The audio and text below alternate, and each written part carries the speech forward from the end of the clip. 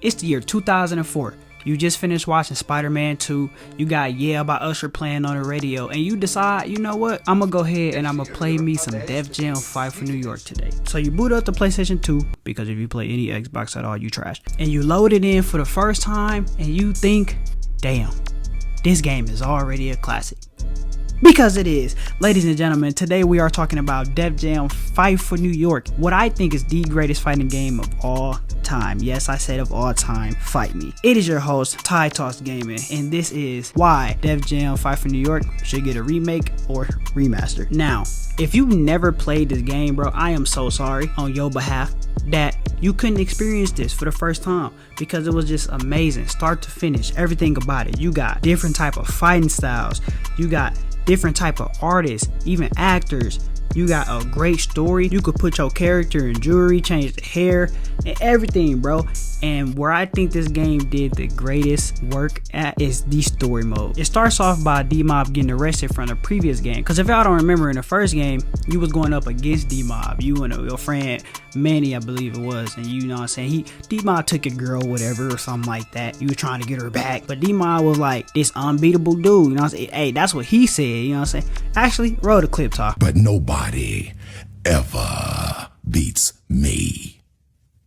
So after D-Mob get his ass beat, he gets arrested, and on his way to the precinct, out of nowhere, boom, a truck hit the car, knock it over, D-Mob get freed. And who's freeing him? You the person freeing D-Mob this time. So instead of you going against him like in the first game, you are now working with D-Mob. So your character pick D-Mob up, get him out them slave shackles, put him in a car and dip off. Fast forward, this is how it shows us the creator process of your created character. Now, it has the officers that you hit with the car describe what you look like. D-Mob take you back to this little hideout or whatever. Method Man is sitting there, he meet you, he curious of who the hell you is. Sticky Fingers over there hating already as soon as he see you because you some random. And Redman is over in the background on the couch sleep. Now, D-Mob pissed off because where were y'all antennas? You know what I'm saying? Where were y'all antennas when I was sitting here getting locked up? Like, y'all wouldn't help me at all, but some rando came and helped me doing what y'all should have been doing. But Method Man, who was playing a character named Blaze,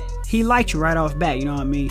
And they wanted to know if you could fight or whatever. You prove yourself, D-Mob give you some money, and Method Man give you a new crib. And this is the part that I love the most. I mean, like, you could change your hairstyle, you could change your outfits, and this is when like Rockaware was popping, and Nietzsche, Echo, like this is when all them brands was popping. And it's so crazy to even say that now, cause like who wear that, bro? Like, you see somebody wear that today, you like, you broke, you know what I'm saying? But after fighting a few matches, you find out that Crow, who was played by Snoop Dogg, is pretty much the antagonist of this game. And you chilling at the table with D-Mob and Blaze and I think Sticky Fingers. Crow come up to you, start talking trash, think y'all ain't nothing for real. He did this thing, like he turned around and he like told everybody in the club, like, hey, if you want to come make some real money, come get down with me or something. I felt like that was very reminiscent of what Suge Knight was on the stage for accepting the award. He was like, come to death row. Now, after fighting a few more fights, you get the option to be able to pick your girl, pick your character's girl. And they wasn't just no random created characters. They was Karma, Electra, and Lil Kim. Now, it was a couple more people, but like those are the ones I come off the top of my head with. I was going Lil Kim all the time. Like, this Lil Kim pre-surgery, she was a baddie. Later on, you in the meeting at the safe house with D-Mob, Blaze, and I think Ludacris, somebody else was there, and Sticky Fingers show up late, and he immediately come pressing you, talking about you in his seat, and it's like, bro,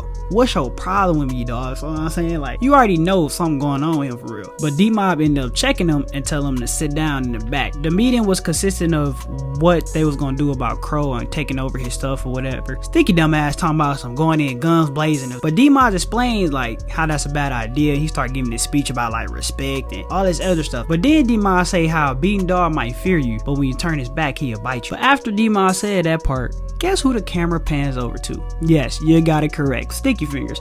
And he's sitting over there like he felt attacked by D-Mob saying that, and it just make you think like, what bro got going on? Like, what's up with him for real? After figuring out we gonna take over Crow's clubs and beat up his fighters, D-Mob give the mission to Blaze to go fight Joey Crack. And this is what Blaze said as a response. You got it, D.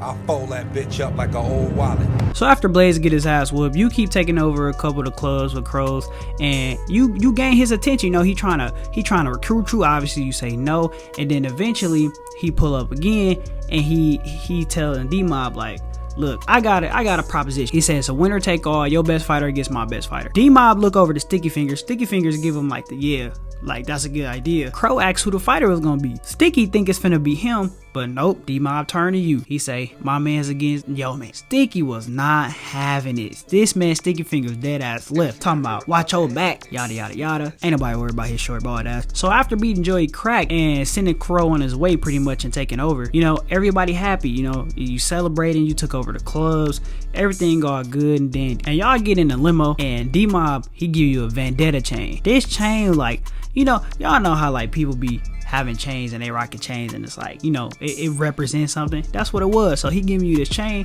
and he's saying you officially a part of the family, and it's like, damn, I made it, you know what I'm saying? That shows you how crazy that is though. Like, get a chain and you feel like the man.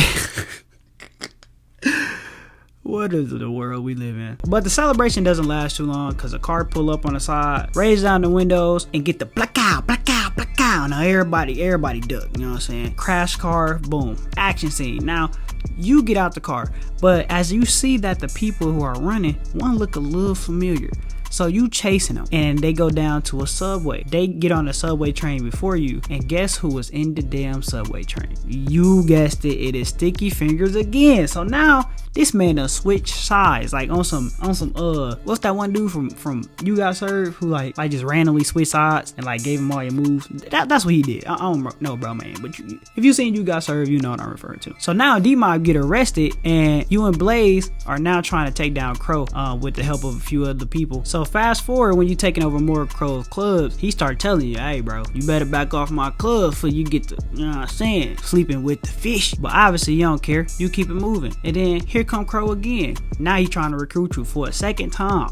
And it's just like so crazy because he keep flip-flopping. Like, he cuss you out one day and then next day what we fighting for, man? We should be working on the same team.